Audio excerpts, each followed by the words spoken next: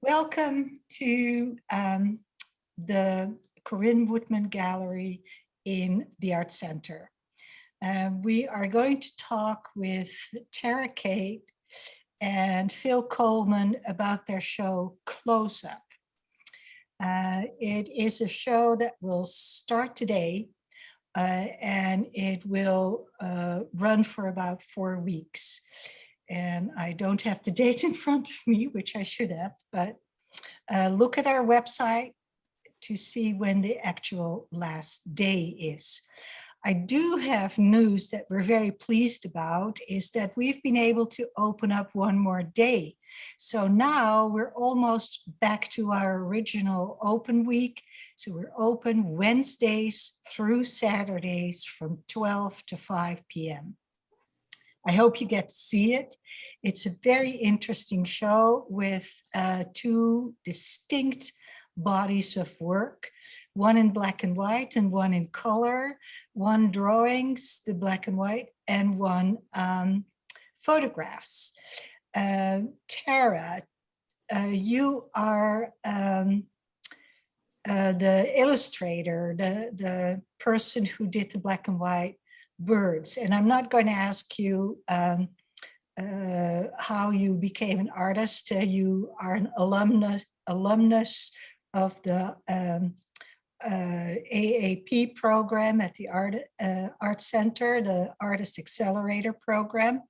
And before that, you were already a practicing illustrator, and you are very well rooted in bird science. So tell us a little bit about why birds? Why birds? Wow, great question. So this is I think it's my fourth career. I intend it to also be my last one. My first one was in nursing. So I was a registered nurse and I worked in intensive care and the surgical ward. And while I was a nurse, I started developing an interest in bird watching. And it was kind of incongruous because I didn't really know any bird watchers and I didn't really know any bird biologists. But as one thing led to another, and I spent more and more time looking at birds, I became aware that there were people who studied birds for a living. And so I went off to Costa Rica and became a resident naturalist in a rainforest resort. And when I came back, I applied to graduate school and was admitted to a PhD program, which I eventually graduated from at the University of Illinois. And my studies were on social behavior in birds. So now if we fast forward all these years later, I am married to an ornithologist. We met in graduate school. So we've been together almost 30 years now. And birds are still very much a part of my life, even though I stopped being a professor probably 7 years ago. And so when I turned to making art, I looked at other subjects, but I kind of live in a world surrounded by birds. My husband studies birds. He's passionate about birds. It's not just what he does for a living. It's also his hobby and the thing he loves most. And so all of our travel and all of our conversations, and birds are just so much a part of my everyday existence. I can't really escape from them, actually. But I'm also very fascinated by them, and I'm fascinated by their beauty and the complexities of their behavior and their ecology. And so as I began to grow in skill and began to draw more birds, it became a bit of an obsession. And now I really think of myself as a bird artist, that I really specialize on that subject matter. And because I have my own background and knowledge as a scientist, but also my husband's background and knowledge as a scientist, I think that gives an extra dimension to my work that I hope sets my work apart. Let's jump to Phil, who is also a scientist. Phil, how much does the science have to do with your photographs?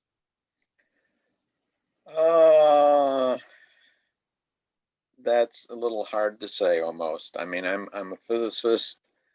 I worked in plasma physics, the physics of high temperature gases for many decades. I retired about 10 years ago. Um, Ever since I was a kid, I've had a camera. That my father had a camera shop when I was very young. I always used a camera to document my experiments, and I'd take a few photographs on our family trips whenever we took them. But since I've been retired, I've been able to spend a lot more time with the photography.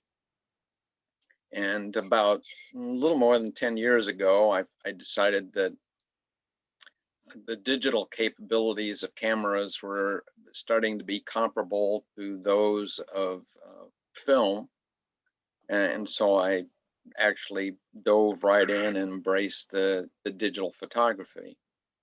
And just So this is truly your second career. yes, it is. It's Yeah, not well, it's not a yeah. career. I'm not I'm not making very much money off of it. I'm spending a lot more money on paper and ink and camera. I don't buy much Let camera that be a equipment. warning for all of you out there. So you have exhibited more than once in the Corrine Woodman Gallery because you submitted more than once, which is people can do that. If you don't submit, you don't get in. But you always have very distinct bodies of work.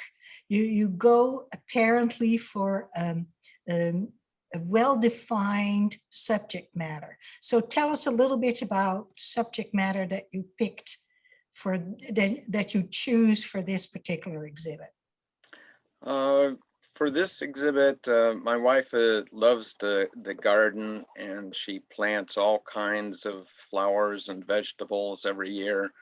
And especially last year with the virus, restricting how much travel we could do, I just every day I'd walk out into our yard, especially as spring started to develop, and notice the flowers.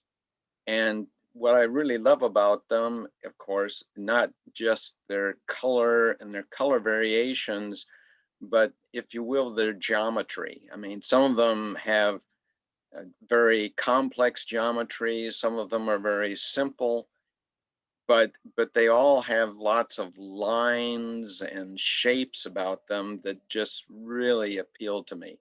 And so I really wanted to get up close to them and capture that. And with the digital photography, it's very easy now to experiment. There's no longer an enormous penalty if you experiment in terms of the cost of the film and the chemicals and everything else. And I use a technique called focus stacking. You set your camera up on a tripod, you get up very close to the flower, because what I'm interested in are the shapes and the lines in it. And you take a bunch of pictures at slightly different focal distances. And then with software, you can merge them all and keep just the parts that you want. And that's how I ended up with virtually all of the photos that are in this exhibit. Mm, mm. So you're using a technique that is 21st century. I mean, not even 20th century, but 21st century. Well, Tara, on the other hand, is using the good old pencil, going back to way, way back. So colorful birds, and I happen to know that, well, you mentioned Costa Rica, so you've worked with a lot of tropical birds who are known for their colorful plumage. And here you present us with a series of black and white birds. How come? It started with a sketchbook practice, which pencil and paper are very portable and very convenient for taking everywhere one goes. And it started with the inspiration of a species list that my husband gave to me. He's writing a book on a 10-year project that he just recently completed. And he wants illustrations of Oregon birds for this book. And so it started with me simply sketching and working through this species list and learning more about these various species that he wanted included for the book. And I had never, I had certainly worked in pencil as like sketching as preparation for paintings, for example, but I had never really delved deeply into detailed drawings in pencil until I started this sketchbook practice. And what I discovered was this, like, Phil, I'm in love with the details. I'm in love with those very small, often overlooked aspects of the bird's appearance. And what I found is that with pencil, not only could I capture these details, but I could also highlight them using value contrast. And there's something about the way that shadows appear with pencil that I haven't been able to achieve in any other medium. And I just became completely fascinated, especially with the shadows. And one bird led to another bird, and then eventually, an entire series appeared out of that, sort of unintentionally at first, and then very much intentionally as I really caught on to what I could produce with pencil that I wasn't able to produce in other media. So you said the shadows are what attracted you in working in pencil. Is it a pencil by nature is a line instrument, while if you work in watercolor, you have a brush and you work more with fields of color.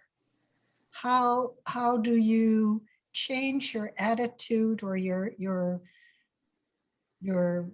approach to still get a lively bird on the paper? I think a couple of different ways. One, pencil is also a tone instrument. So one can certainly get a very wide range of value. And so I don't think of myself as working with line so much as I do with form and value. And I think the other answer to your question is how the birds are posed. So if you were to pull up a website that has many, many bird photographs on it, like ebird.org, and you look at how people, the bird watchers particularly, photograph birds, they're often photographed in profile. They look very static and very still. And for not all of the pieces in this collection, but certainly many of them, I worked very hard to pose these animals in ways that are not static. So I'm giving perspective. So the two heads there in the background certainly are in profile, but many of the other birds are depicted with some foreshortening, with different ways of arranging their position to help them to look more dynamic. And I think that between the way the birds are positioned and then the way that I work with value helps them to look more lively and have more movement, even though that they're not in color. And also I did choose species that for the most part are not strongly colored.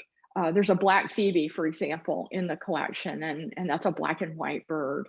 The large piece that's now behind your head is of swallows, and they're rather dull colored. So yes, that one right there with the 3 swallows on the blackberry bramble. And so I did work with birds that are more dull in color, but that I could push value on so that I could get a more dynamic feel to the plumage. Would you feel that this is sort of the same as people make a distinction between classic black and white movies and colorful blockbusters of nowadays? I think that's a really, really great analogy, because some of the great classic black and white films, once you become immersed in the story, you really forget that you're not looking at a color image. And if you look back at photography, Ansel Adams, who worked in black and white, pushed value. He created a value scale, for that matter. And Phil can speak to this far better than I can, Yeah, but I black was and white going to ask photography Phil. is fine art. I was going to ask Phil. Phil, would you feel that you could create the same results in black and white as you can with these quite colorful photographs? In some cases, yes. I mean, it again, it would depend on how much line and shape and, like Tara said, shadow there is in the image.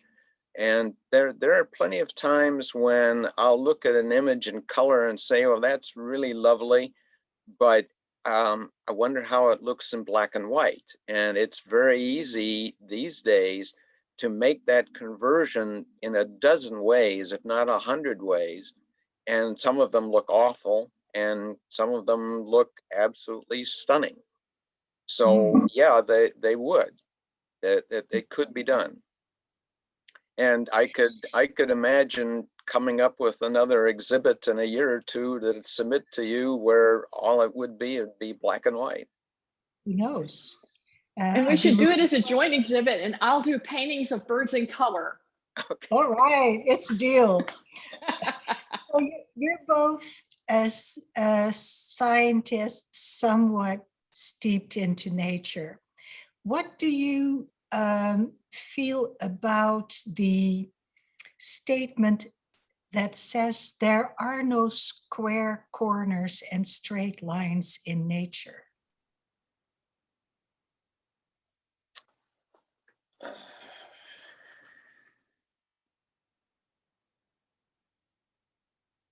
Did I throw you for a Well, loop? it's probably true to some extent. It probably depends on the detail you look at. A low resolution photograph of the sun looks like a perfect circle. But if you actually start looking at it, especially in different wavelengths, you find out that the sun's surface is just full of bubbles and all kinds of structure to it. So I agree that once you start looking at almost anything in detail, you'll find out that it isn't, a simple shape. And Tara, what do you feel about it? What I would build on what Phil said is that the more that one looks at details, the more nuances and the more subtleties we're able to see. And so if you look at a bird's leg, for example, the tarsus, and you're not looking at it very closely, it does appear straight. It does appear as if the two sides of the tarsi are parallel lines. But if you start to look more closely, you can start to see, well, there's differences in the way the skin lays over it. And so that there's bumps, there are curves in the bone underlying that skin. So I think part of it is that as one becomes better at looking at something, which is a skill in and of itself, one discovers more and more detail and sees, oh, that's really not straight, that's curved. And it's curved in a very particular way. So I think it's a matter of subtlety often. Yeah, when I look at bee balm flowers and the stems are square. They really are, or they dry square. So I always think that such a statement is just too bold, too exclusionary. So Phil, you talked a little bit about your inspiration. It was looking at the garden and looking up clothes. What are your other areas of photography that you're interested in? Always working in color. Well, two areas. One is that, when we did travel, and when we can travel, I like to take travel photographs, especially of interesting small scenes, not necessarily the blockbuster sites that one normally can see. But another one that actually is always fascinated me is whenever we travel, we like to visit some museums. And I've started to collect a bunch of photographs of people in museums looking at the art. And it sometimes the the people are more interesting than the art, or at least they're equally interesting. So those are two areas that I hope to be able to extend. I'm not a street photographer for the most part, and certainly not a portrait photographer. I'm too shy to ask people to let me take their pictures, but those are Yeah. areas that I've enjoyed. As Tara said, looking is a skill. And so you are observing people when they are watching. So it's sort of a double layer of things. Tara, you mentioned an obsession. So are there other areas that you're interested in? I do see tortoise in the background. I have done some other kinds of illustration. I've done some surface pattern design. That tortoise is actually printed on fabric, and that was actually done digitally rather than in some kind of a regular media. And there's another digital piece back there, a little yawning owl. So I do work in digital. I work in watercolor, colored pencil, and acrylics. And now that I've finished this series in pencil, although I will undoubtedly continue to draw in pencil because I really enjoy it, I'm also returning back to watercolor now. I've got an idea for a project that's kind of in an infancy, so I'm not quite ready to talk about it yet, but it would be a series of illustrations, and I would more in a color plate style. And so I'm back practicing in watercolor now to see if I can get the kind of results I want before I dive headlong into the whole series. Mm-hmm. Phil, a totally different question. What is the joy for you in creating these works that, as you say, you're not making a lot of money, you're actually putting quite a bit of money into it, so it is something you really like to do. Put your money where your mouth is, kind of thing.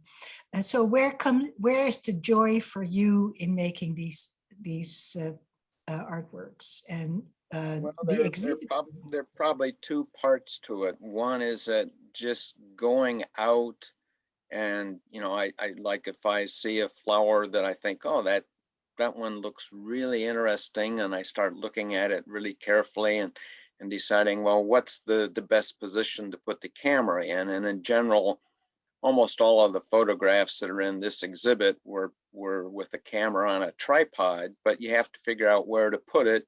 And it usually means putting it down low, because you don't, top-down views for the most part, except in one case, just don't work. And so then I'm down on my knees, or sometimes down even further, and I have the camera, I can sometimes flip it upside down on the tripod so I can get it practically at ground level. So part of it's just the physical joy of being out there and looking at the flowers and figuring out what's going to make an interesting image. And then the other part that I spend at least as much time on is when I'm working with the images on a computer and deciding how to put them together. Some of them are multiple images, like I said, some of them are single images. But that process can keep me out of trouble, out of the pool hall for quite a while.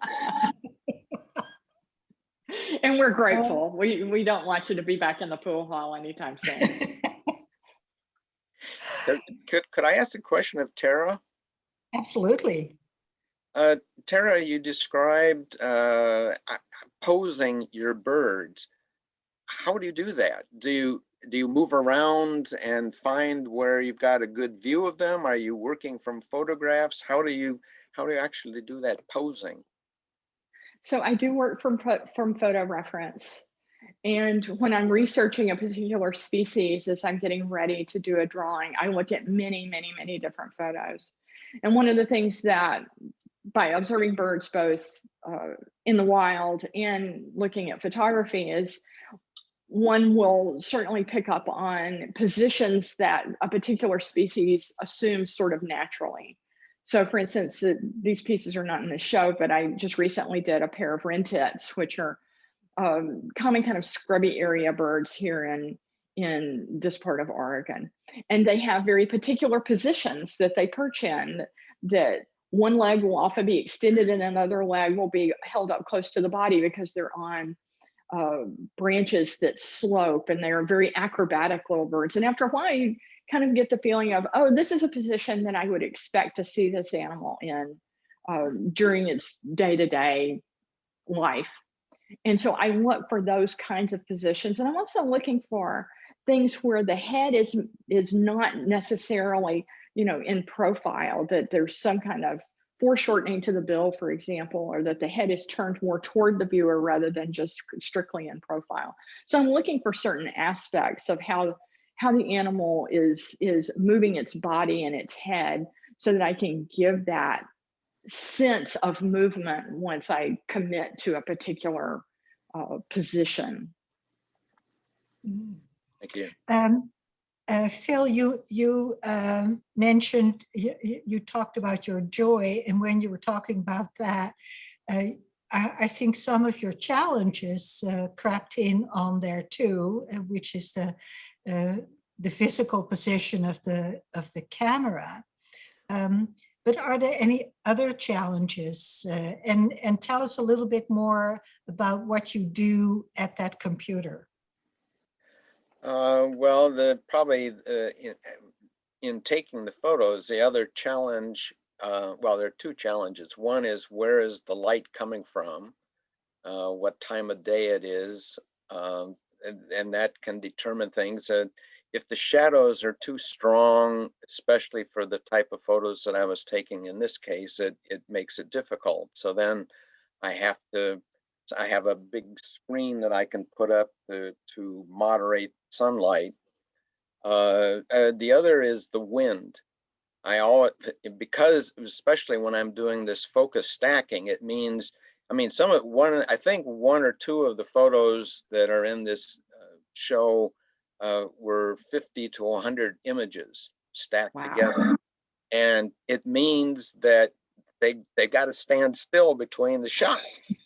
And that means I got to wait for a really quiet, windy, non-windy day, or a moment when the wind has just decided to settle down for a moment.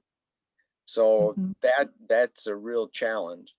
And then when I do the work in the computer, you basically load up all the images, and there are pieces of dedicated software that have been optimized for techniques for picking the sharpest part of each image and keeping it in the final result.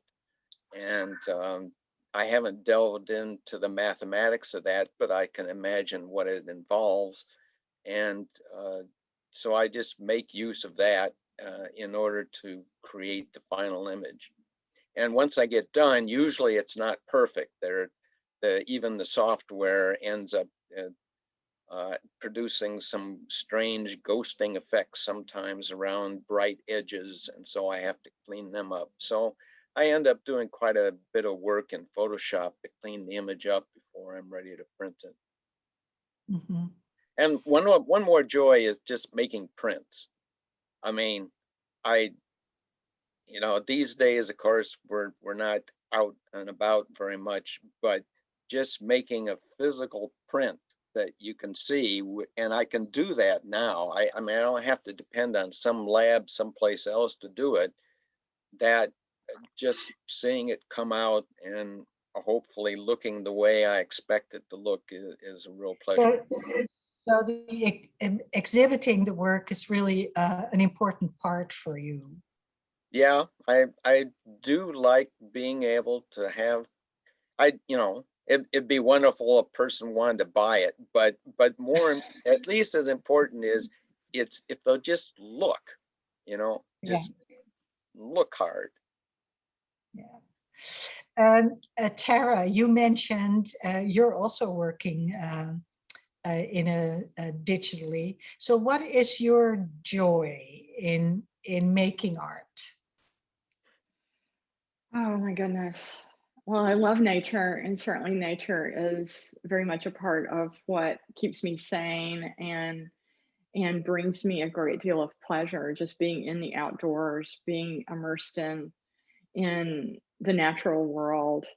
I think also just expressing the love I have for the birds themselves. Um, each one of these, each one of these drawings, there's a story behind it. There's a reason why I picked that particular species, and then I have the recollection of immersing myself and applying that graphite to the page, and also the whole learning process of seeing myself improve as an artist as I went on. So there's so much of that. I really love learning. I love knowledge. I love details, and all of that goes into doing these drawings. So it's very addictive, and frankly, it's a very relaxing process too. I can really lose myself in it. But there's also a lot of problem solving. So yeah, Yes, it's talk very a little bit challenging. about what is your challenge? My challenge, I think one of my challenges is just growing in skill, getting better and better at depicting these subtle details of feathers that if I look at a photograph, I can see, but can I reproduce it through my hand? I think that's one of the big challenges. Is just learning how to submit that detail to the page, but not overwhelm the drawing with detail, but give it enough that the viewer gets the sense of that detail and can really appreciate that there's a great deal of complexity in those feathers, even though I've not drawn every single feather and every single plume. Mhm. Um, is there anything you would like to say about the bodies of work you're showing that I haven't, I'm sure there is actually, but that I haven't asked you about? What is there something you say, this is important that people think about when they're looking at this work? Well, Well, the only thing I'd say for at least mine, and I bet it's true for Tara, is that we hope people will really look closely at the images and start to, and having seen the birds up close, having seen the flowers up close, that maybe they'll go home and wander through their yard or their neighborhood and start to appreciate flowers and the birds that they can see. Absolutely. I always tell people that I wasn't very fond of amarylli, the amaryllis flower. I thought they were just a stalk with a thing on top, until I saw the paintings and drawings by Mondrian, Piet Mondrian, who not only did this, but did flowers, gorgeous flowers, to make money in his early career. And that really opened up my eyes for amaryllis. It's one of my favorite flowers now. But neither here nor there. I would like to encourage everybody to come and look at these works, because you've seen them behind me with glare of the windows in it, so you haven't seen it, but you've heard the artist talk about it. It's really worthwhile, and this practicing looking is a really good thing to be able to do. And I think Tara would agree with me, and it probably goes for up close photography too. If you want to know how something is put together, whatever that is, try and draw it and see where the connections are and where the shifting of shapes are.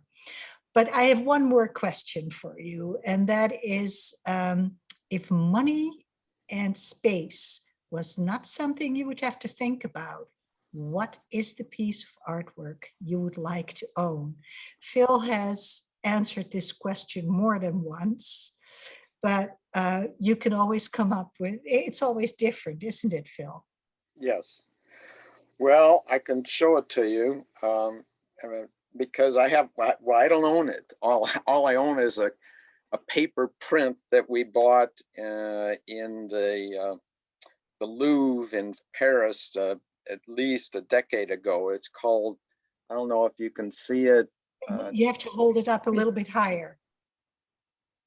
It's called Chaume de Cordeville by Van Gogh. It's a painting of a field and a house, and it's in this, the classic Van Gogh style. With, you can feel that the wind is moving through the tall plants, and it almost looks like it's blowing the house over maybe a little bit. And it's a print that we've had now for well over a decade, and if I could have that in my house, that would be lovely. Yeah, it sounds like a painting that you can look at for a long time and still get caught up in the drama of the story behind it. Yes. Yeah, excellent, good choice. Tara, what would you like to own? You've answered this question before as well. I have. I think today what comes to mind is maybe one of the etchings or drawings by Albrecht Dürer. He was such a brilliant draftsman. And there's a particular piece, one of his self-portraits, that I find very attractive. But any of his work, his mastery of line and form and value. I would love to have one of his pieces. All right, all right. Well, I don't think you could go wrong with Dürer either. There is a rabbit that he did, or a hare. Oh yes, that I that really like. Yeah, I wouldn't mind that either. My favorite is always different. I would like to thank you. I would like to thank you for making artwork. I hope you keep doing that. I hope the pandemic is not holding you back in any way, shape, or form. I thank you for your time of being here and talking about your work. And I'll see you soon. Wonderful. Thank you so much. Yeah. So Wednesday through Saturday, 12 to 5. Goodbye. Thank you, Hester. Bye. Bye, Tara. Bye, Phil. Bye.